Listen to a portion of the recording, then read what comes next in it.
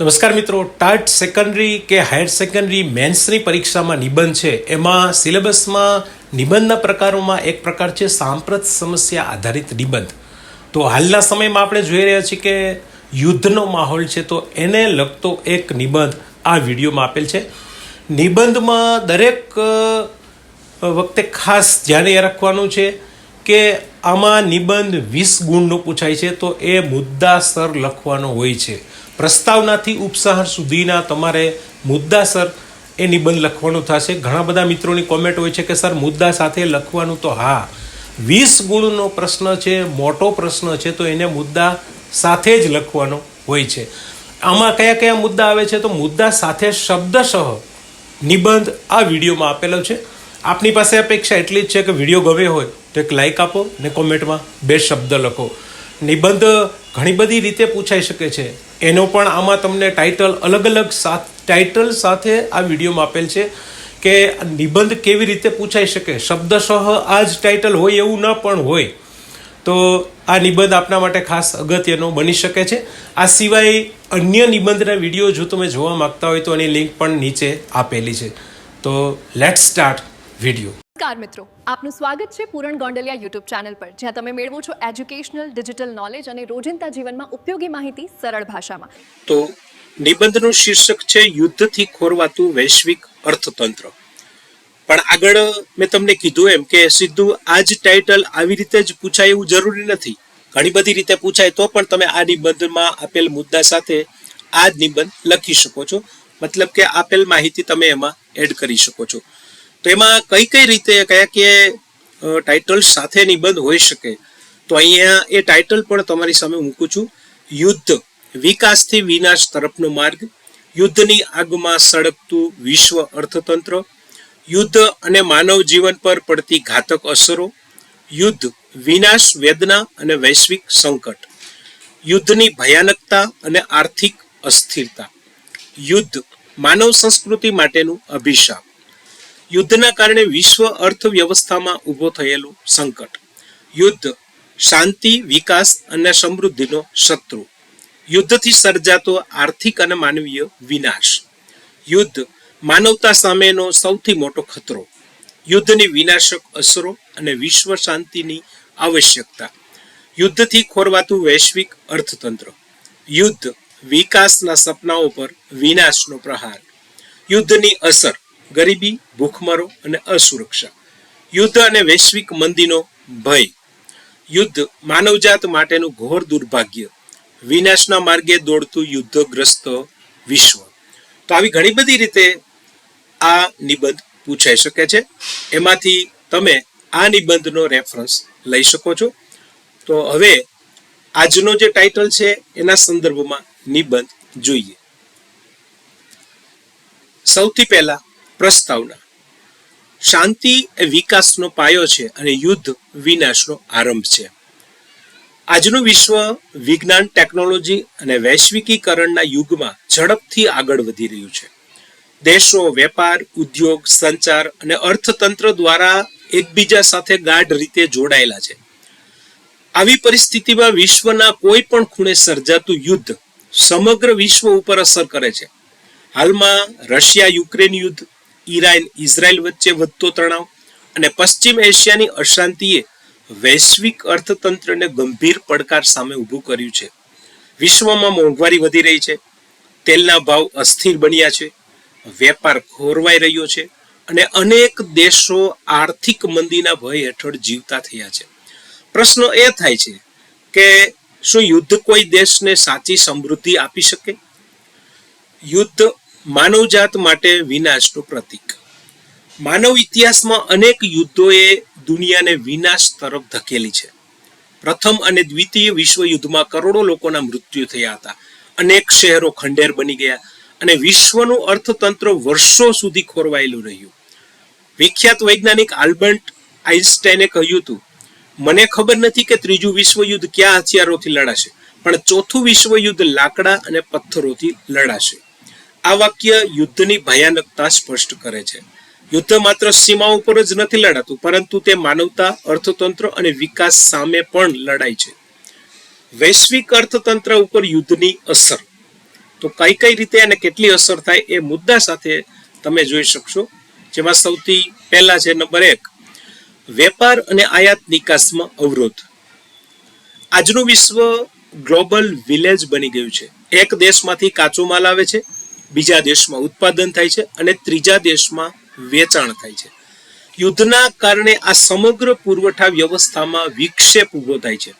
Russia અને Ukraine વિશ્વના ઘઉં, ખાતર અને સૂર્યમુખી તેલના મોટા ઉત્પાદકો છે. બંને દેશો વચ્ચેના યુદ્ધના કારણે અનેક દેશોમાં ખાદ્ય સંકટ ઊભું થયું હતું. સમુદ્રી માર્ગો બંધ થતા વેપાર ખર્ચ વધી ગયો. જ્યારે બે હાથી લડે છે ત્યારે ઘાસ કચડાય છે. આવી જ રીતે મોટા દેશોના યુદ્ધનો ભોગ આજે સામાન્ય અને ગરીબ દેશો બની રહ્યા છે. નંબર 2, ઈરાન યુદ્ધ અને તેલ સંકટ. તાજેતરના સમયમાં ઈરાન અને ઇઝરાયલ વચ્ચે વધતો તણાવ સમગ્ર વિશ્વ માટે ચિંતાનો વિષય બન્યો છે. પશ્ચિમ એશિયા વિશ્વ માટે તેલ અને ગેસનો મુખ્ય સ્ત્રોત છે. ઈરાન હોર્મુઝ જળમાર્ગ નજીક આવેલો મહત્વપૂર્ણ દેશ છે, જ્યાંથી વિશ્વના મોટા પ્રમાણમાં ક્રૂડ ઓઇલનું પરિવહન થાય છે. આ વિસ્તારમાં યુદ્ધની સ્થિતિ ગંભીર બનતા આજે તેલ પુરવઠો ખોરવાઈ રહ્યો છે. પરિણામે પેટ્રોલ ડીઝલના ભાવ વધી રહ્યા છે અને વૈશ્વિક મોંઘવારીમાં વધારો થાય છે. ભારત જેવા તેલ આયાત કરનારા દેશો ઉપર એની સીધી અસર પડે છે. પરિવહન ખર્ચ વધે છે, ઉત્પાદન મોંઘું બને છે અને સામાન્ય માણસનું જીવન મુશ્કેલ બને છે. જ્યાં યુદ્ધના વાદળો ઘેરાય છે ત્યાં વિકાસનો સૂર્ય ઢંકાઈ જાય છે. ઈરાન સાથેના તણાવના કારણે વિશ્વના શેર બજારોમાં પણ અનિશ્ચિતતા અને ભયનું વાતાવરણ સર્જાય છે. નંબર 3, મોંઘવારીમાં સતત વધારો. યુદ્ધના કારણે ઈંધણ, અનાજ, દવાઓ અને અન્ય આવશ્યક ચીજ વસ્તુઓના ભાવ વધી જાય છે. ઈંધણ મોંઘું થાય એટલે પરિવહન ખર્ચ વધે છે અને દરેક વસ્તુ મોંઘી બને છે. તાજેતરના યુદ્ધોના કારણે વિશ્વના અનેક દેશોમાં મોંઘવારીનો દર ઐતિહાસિક સ્તરે પહોંચ્યો હતો. મધ્યમ વર્ગ અને ગરીબ લોકો માટે જીવન નિર્વાહ મુશ્કેલ બન્યું છે. ભારતમાં પણ પેટ્રોલ, રસોઈ ગેસ અને ખાદ્ય તેલના ભાવમાં વધારો જોવા મળ્યો છે. નંબર 4, ઉદ્યોગો અને ઉત્પાદન ક્ષેત્રને નુકસાન. યુદ્ધ દરમિયાન અનેક ઉદ્યોગો બંધ થઈ જાય છે, કાચા માલની અછત ઊભી થાય છે અને ઉત્પાદન ઘટે છે. વિદેશી રોકાણકારો અસુરક્ષાના કારણે રોકાણ કરવાનું ટાળી દે છે. વિશ્વની મોટી કંપનીઓ યુદ્ધગ્રસ્ત વિસ્તારોમાંથી પોતાનો વેપાર બંધ કરી દે છે. પરિણામે લાખો લોકો બેરોજગાર બને છે. એક કહેવત છે કે ધંધો વિશ્વાસ ઉપર ચાલે છે. યુદ્ધ આ વિશ્વાસ અને સ્થિરતાને નષ્ટ કરે છે. નંબર 5 ઉપર છે શેર બજાર અને બેન્કિંગ ક્ષેત્ર ઉપર અસર. તો વિશ્વમાં યુદ્ધની સ્થિતિ ઊભી થાય ત્યારે શેર બજારમાં ભારે ઉતાર ચઢાવ જોવા મળે છે. રોકાણકારો ભયના કારણે પૈસા ખેંચી લે છે અને કંપનીઓના શેરના ભાવ ઘટી જાય છે. આર્થિક અસ્થિરતાના કારણે બેન્કિંગ ક્ષેત્ર ઉપર પણ દબાણ આવે છે. આંતરરાષ્ટ્રીય ચલણના મૂલ્યમાં ઘટાડો થાય છે અને વૈશ્વિક નાણાકીય વ્યવસ્થા ખોરવાઈ જાય છે. નંબર 6 ઉપર છે બેરોજગારી અને ગરીબીમાં વધારો. યુદ્ધના કારણે વેપાર, ઉદ્યોગ અને પર્યટન ક્ષેત્રને ભારે નુકસાન થાય છે. પરિણામે રોજગારીની તકો ઘટે છે અને લાખો લોકો પોતાની નોકરી ગુમાવે છે. ખાસ કરીને ગરીબ અને વિકાસશીલ દેશોમાં તેની ગંભીર અસર થાય છે. ગરીબી, ભૂખમરો અને આર્થિક અસમાનતા વધે છે. વિશ્વ બેંકે પણ ચેતવણી આપી છે કે લાંબા સમય સુધી ચાલતા યુદ્ધો વૈશ્વિક મંદીનું કારણ બની શકે છે. નંબર 7 ઉપર છે શિક્ષણ અને આરોગ્ય ઉપર નકારાત્મક અસર. સરકારો યુદ્ધ દરમિયાન વિકાસ કાર્યો છોડીને સૈન્ય ખર્ચ વધારવા મજબૂર બને છે. પરિણામે શિક્ષણ, આરોગ્ય અને કલ્યાણ યોજનાઓ માટે ઓછું બજેટ ફળવાય છે. યુદ્ધગ્રસ્ત વિસ્તારોમાં શાળાઓ બંધ થઈ જાય છે. બાળકો શિક્ષણથી વંચિત રહે છે. હોસ્પિટલો ઉપર હુમલા થતા આરોગ્ય સેવાઓ ખોરવાઈ જાય છે. યુદ્ધ માનવજાતના ભવિષ્યને અંધકારમય બનાવે છે. નંબર 8, માનવતા અને પર્યાવરણ ઉપર અસર. યુદ્ધ ફક્ત અર્થતંત્રને જ નહીં પરંતુ માનવ સંસ્કૃતિ અને પર્યાવરણને પણ નુકસાન પહોંચાડે છે. ઐતિહાસિક સ્મારકો નષ્ટ થાય છે, જંગલો બળી જાય છે અને પ્રદૂષણમાં વધારો થાય છે. પરમાણુ યુદ્ધનો ભય સમગ્ર માનવજાત માટે સૌથી મોટો ખતરો બની શકે છે. રવિન્દ્રનાથ ટાગોરે કહ્યું છે, માનવતાથી મોટો કોઈ ધર્મ નથી. ભારતની ભૂમિકા અને વૈશ્વિક જવાબદારી. ભારત હંમેશા શાંતિ, સહઅસ્તિત્વ અને વિશ્વ બંધુત્વમાં વિશ્વાસ રાખે છે. વસુધૈવ કુટુંબકમનો સંદેશ સમગ્ર વિશ્વને એક પરિવાર તરીકે જોવાનું શીખવે છે. ભારતે હંમેશા યુદ્ધને બદલે સંવાદ અને કૂટનીતિનો માર્ગ અપનાવવાની વાત કરી છે. વિશ્વના દેશોએ પણ હથિયારોની હોડ છોડીને માનવ વિકાસ તરફ આગળ વધવું જોઈએ. યુદ્ધ અટકાવવા માટેના ઉપાયો.